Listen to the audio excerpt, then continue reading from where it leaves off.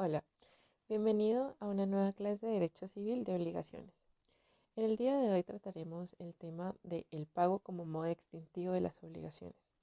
Para poder ondear primeramente en este tema debemos recordar que es una obligación.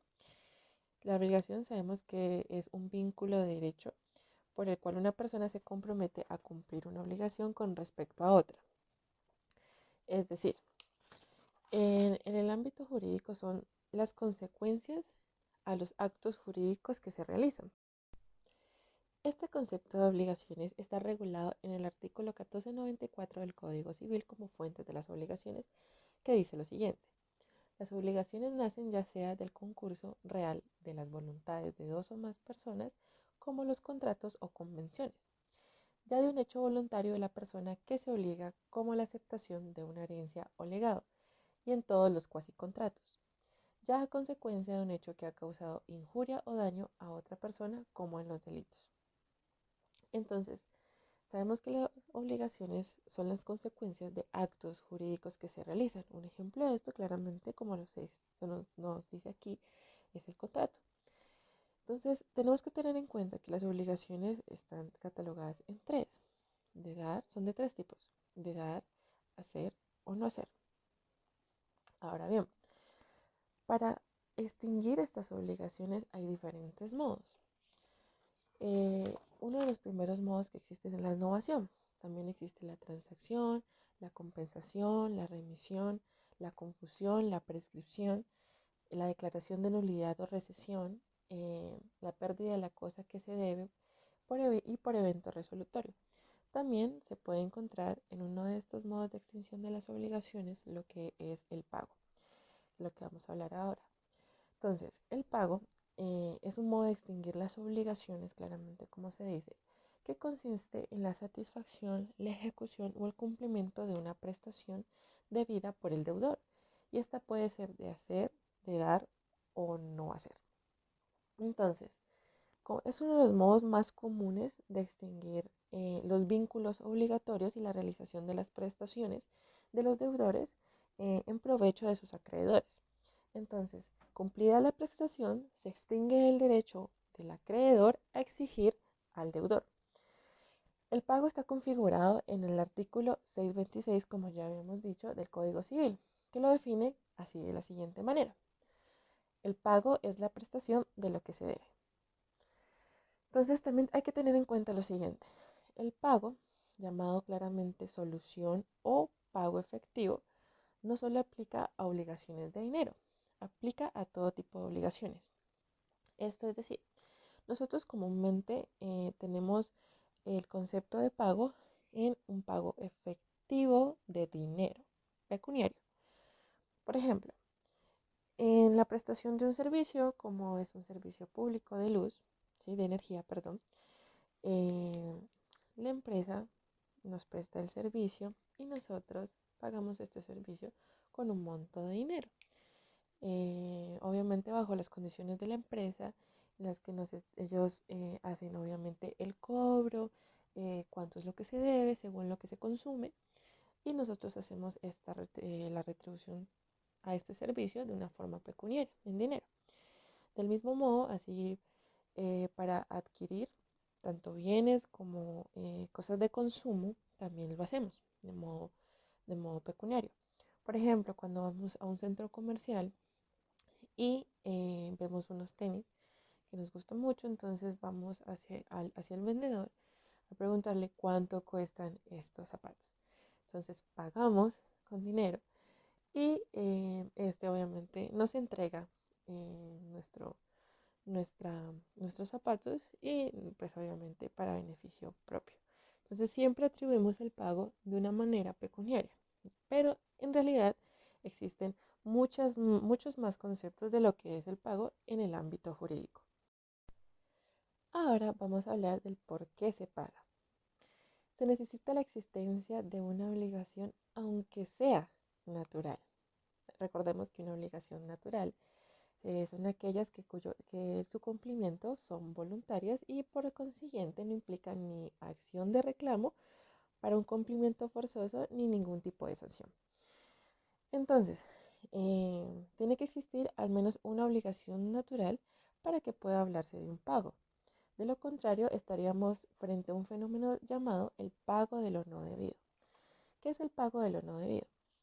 Se configura en el artículo 23.13 del Código Civil. Entonces, se habla de lo siguiente, la acción de repetición. Si el que por error ha hecho un pago y prueba que no lo debía, tiene derecho a repetir lo pagado. ¿A qué se refiere esto? Entonces, la acción de repetición hace referencia a la forma judicial de obtener la restitución de lo que se ha pagado indebidamente.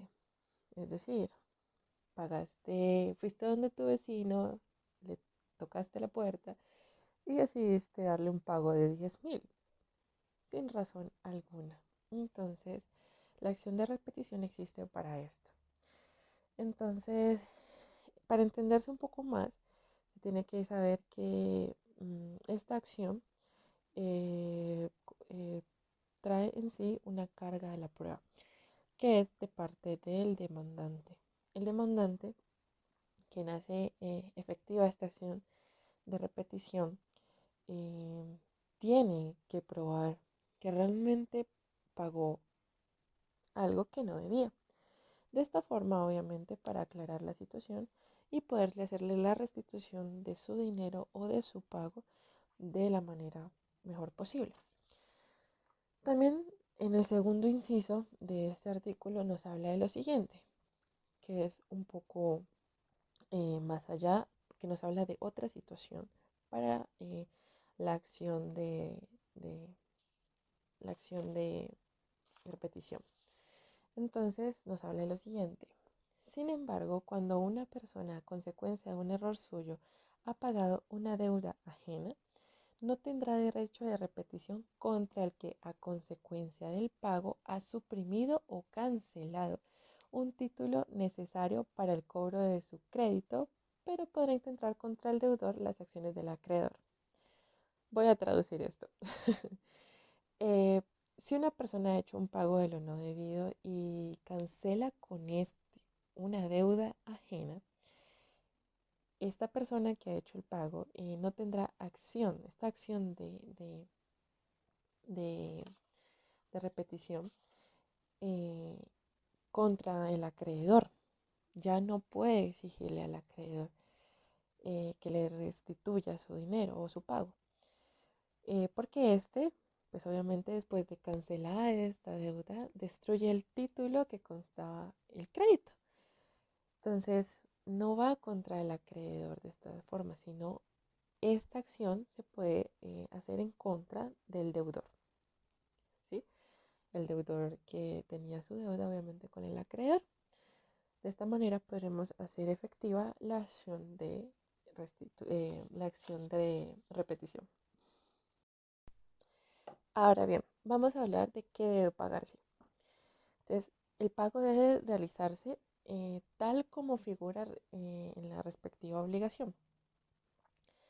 No se puede obligar al acreedor a recibir, ¿sí?, en pago algo diferente a lo que no se ha pactado, ya sea de igual o mayor valor de lo que se tiene obviamente estipulado en la obligación, no importa. Entonces, en el artículo 627 del Código Civil, inciso segundo, nos habla de que el acreedor no está obligado a recibir absolutamente nada de lo que no está estipulado en la obligación que acordó con la persona, con el deudor.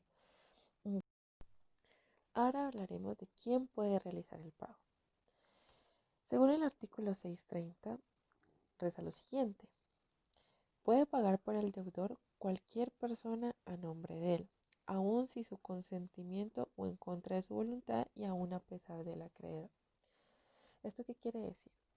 Normalmente las obligaciones en cuestión de su pago podrían normalmente creerse que las hace directamente la persona que está vinculada, o las personas que están vinculadas directamente con la obligación.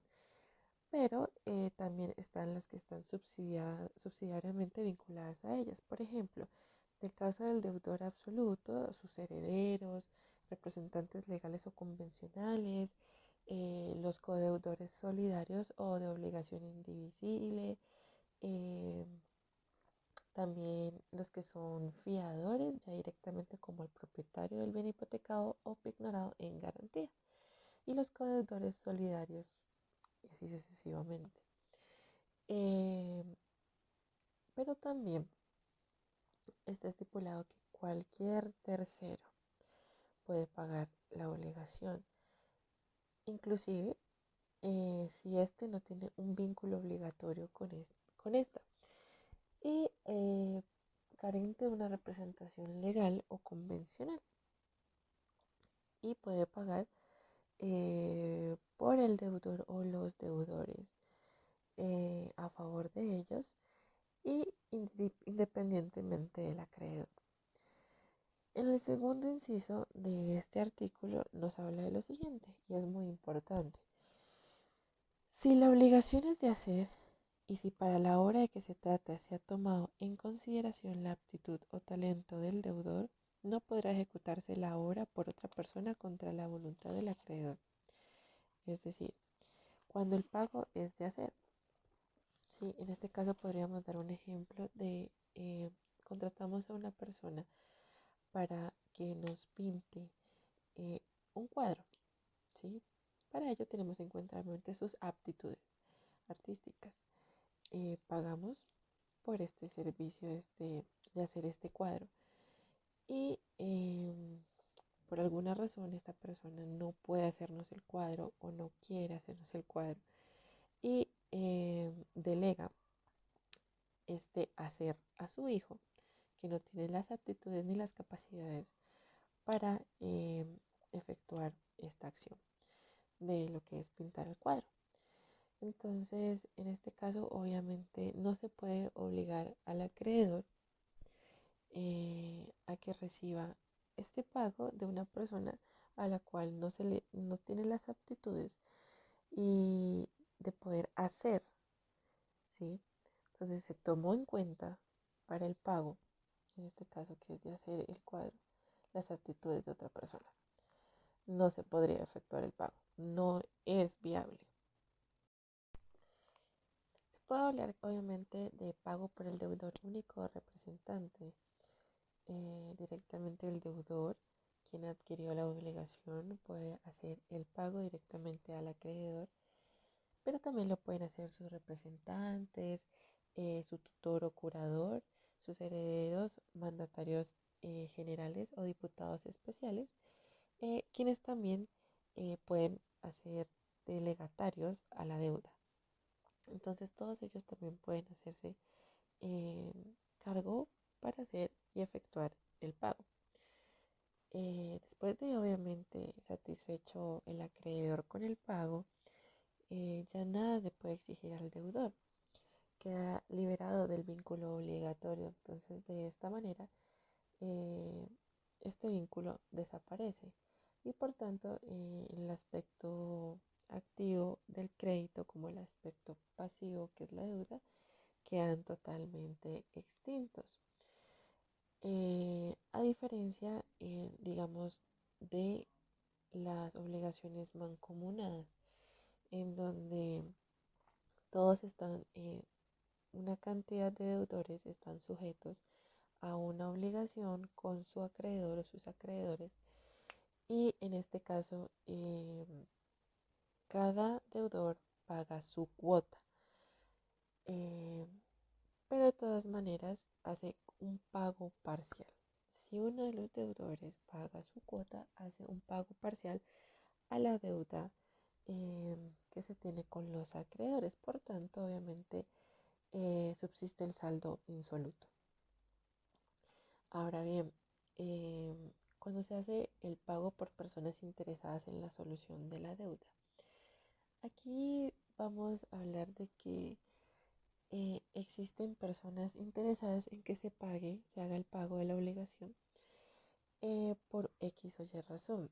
En este caso hablamos de los que son fiadores, quienes están subsidiariamente obligados, los propietarios de un bien hipotecado o pignorado porque este bien entra en garantía de la obligación, y también aquellos que son deudores de una obligación solidaria o indivisible. ¿Esto qué quiere decir? Todas estas personas están sujetas a un pago en totalidad, ¿sí?, de una obligación, pero les afecta de manera directa o de manera un poco más extensa. Es decir, en el caso de las personas que hacen una obligación solidaria, son varias personas sujetas a una obligación con un acreedor, pero estas ya, a diferencia de las obligaciones mancomunadas, no van a pagar solamente su cuota. Estas están obligadas a pagar la totalidad, aunque sea una de ellas, a pagar la totalidad de la deuda adquirida entre esos varios deudores. Esto como garantía para el acreedor. Cualquiera de estos deudores puede pagar en totalidad esa deuda, no solamente su cuota, sino en totalidad de esa deuda y a favor del acreedor. Eso como una garantía total, obviamente, para el acreedor. También para aquellos que sirven de fiadores.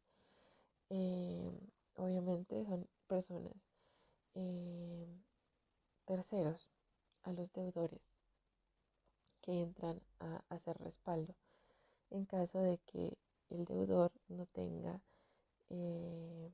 cómo pagar la deuda. El fiador estará sujeto a la obligación. Él sí estará sujeto a la obligación. También de la misma manera aquellos que son propietarios de bienes ignorados o hipotecados. Con respecto a ello, cuando hablamos de codeudores de una obligación solidaria, como ya lo habíamos hablado, eh, cada deudor que está sujeto a una obligación solidaria no está obligado al pago de una cuota, sino al pago total de la obligación. En el caso del fiador, en caso de que un deudor no pueda mm, hacer soluble la deuda, el fiador se encargará de hacer el pago efectivo de la obligación. En el caso de las personas de bienes hipotecados o pignorados, pueden efectuar el pago de la obligación porque son personas interesadas, ya que están sus bienes de por medio en garantía de la obligación. Por ello, en caso de que el deudor principal no pueda hacer el pago, son estas personas que darán en garantía sus bienes. Pero ahora vamos a hablar de personas que efectúan el pago sin estar interesados en la obligación. Como ya se había hablado anteriormente, cualquier tercero puede hacer el pago de una obligación, como en el artículo 1630, en donde dice: puede pagar por el deudor cualquier persona a nombre de él, aun sin su consentimiento o contra su voluntad, y aun a pesar del acreedor. ¿Esto a qué nos lleva? Se puede efectuar el pago de cualquier tipo de persona, inclusive si no está interesada en que se extinga esta obligación, este vínculo. Esto puede darse en los siguientes supuestos: que el que paga lo hace en contra de la voluntad del deudor, sin el consentimiento del deudor o en contra de la voluntad del deudor. Cuando hablamos de que se efectúa un pago de un tercero que no está interesado en la disolución de la obligación, el pago con consentimiento del deudor, nos referimos a un mandato. El mandato está estipulado en el artículo 2142, que dice lo siguiente: el mandato es un contrato en que una persona confía la gestión de uno o más negocios a otra que se hace a cargo de ellos por cuenta y riesgo de la primera.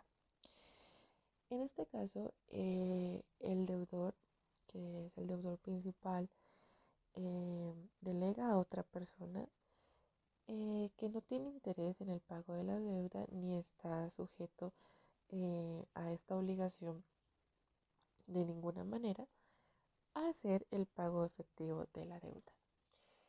En esto se respalda obviamente el artículo 2149 que se llama la consensualidad del mandato, que es el encargo del objeto del mandato que puede hacerse por escritura pública, privada, por cartas, verbalmente o de cualquier otro modo inteligible, y aún por la adquiescencia tácita de una persona a la gestión de sus negocios a otra. Esto quiere decir, digamos, una persona a la que se le delega el pago de esta sin que ésta sea afectada. Ahora hablaremos del pago sin el consentimiento del deudor. En esta, al ignorar el deudor que un tercero paga la obligación a su cargo, se configura lo que llamamos la agencia oficiosa. La agencia oficiosa está estipulada en el artículo 2404 y habla cuando un tercero se hace cargo de los negocios ajenos, eh, el cual administra este negocio sin el consentimiento del dueño y sin un mandato los bienes de para evitar ya sea una pérdida en riquezas o proteger al dueño del negocio. Entonces, mejora la situación del dueño de la obligación o del negocio y pues obviamente de esta manera favorece a la persona directamente vinculada con la obligación o con el negocio. En el artículo 1631 que habla sobre el favor de un tercero, es el pago sin conocimiento del deudor. Dice, el que paga sin el conocimiento del deudor no tendrá acción sino para que éste lo reembolse lo pagado. En la agencia oficiosa se puede exigir que se reembolse lo pagado y no se entenderá subrogado en la ley. El lugar y los derechos del acreedor será directamente con el que era el deudor o el dueño del negocio. También se habla de el pago en contra de la voluntad del deudor. El artículo 1632 del Código Civil reza lo siguiente: el que paga en contra de la voluntad del deudor no tiene derecho para que el deudor le reembolse lo pagado, a no ser que el acreedor le ceda voluntariamente esta acción. Pues obviamente cuando una persona paga en contra de la voluntad del deudor, ésta no tiene derecho a exigir de que se le reembolse o se reintegre el pago que esta persona hizo. El reintegro solo existe si el acreedor cede el derecho a esta persona para que le sea exigible al deudor de que se le reintegre lo pagado.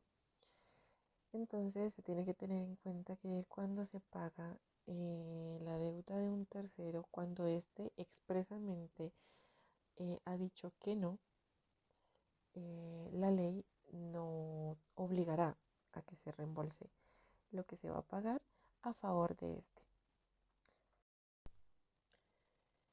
Ahora hablaremos a quién debe pagarse. El artículo 634 dice que el pago será válido y debe hacerse al acreedor mismo o a la persona que la ley o el juez autorice de recibir.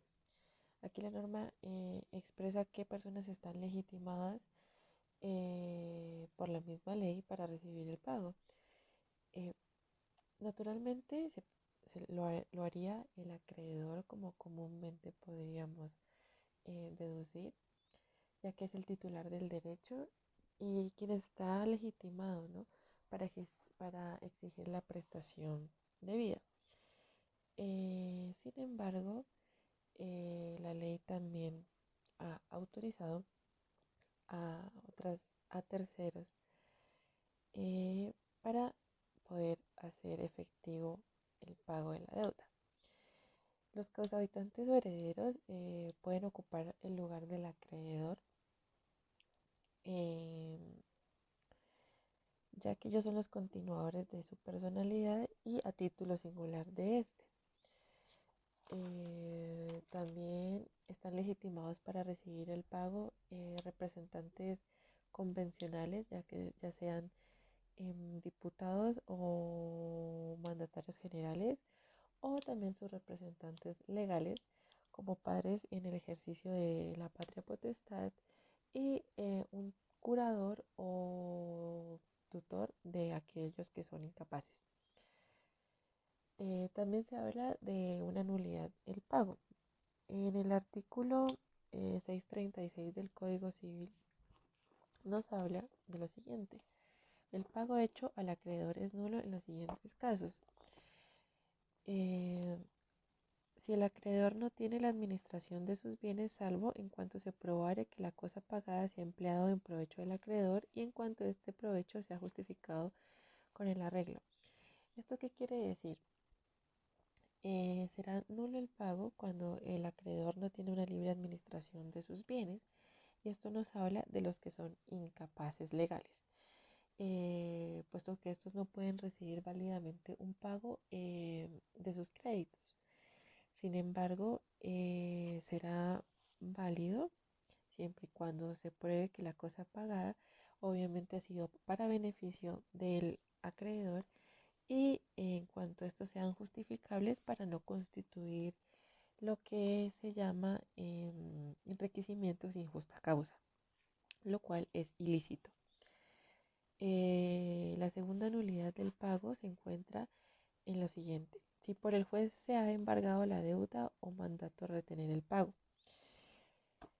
Aquí hace referencia de que eh, se puede constituir embargo también en lo que son los créditos.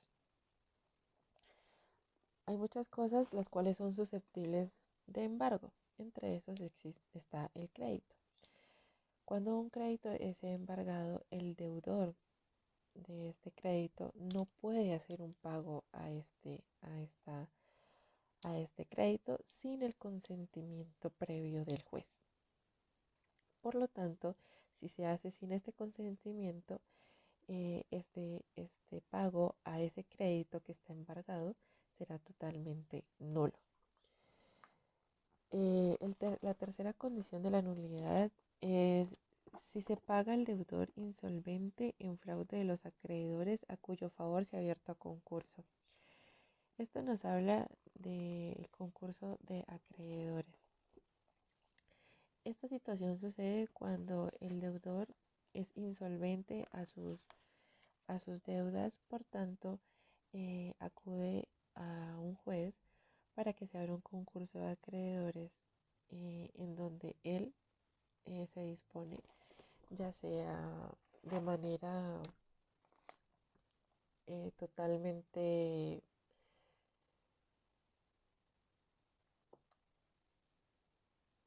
en quiebra, se halle totalmente, o sea, se declare totalmente en quiebra o en suspensión de pagos. La suspensión de pagos hace referencia a que si bien en este momento el deudor no tiene la capacidad económica eh, o de recursos económicos para pagar la deuda, a futuro lo podría hacer. De esta manera se condiciona a los acreedores y al deudor de hacer un pago futuro de esta deuda como lo estipula el juez. O también que éste sea declarado en quiebra, lo cual lo vuelve realmente insolvente hacia las deudas, y el juez solamente admitirá a determinados acreedores de todos los que hayan demandado en contra del deudor de cuáles deudas podrían ser solventadas en medio de esa quiebra por el deudor y cuáles definitivamente se extinguirían sin el pago a estas.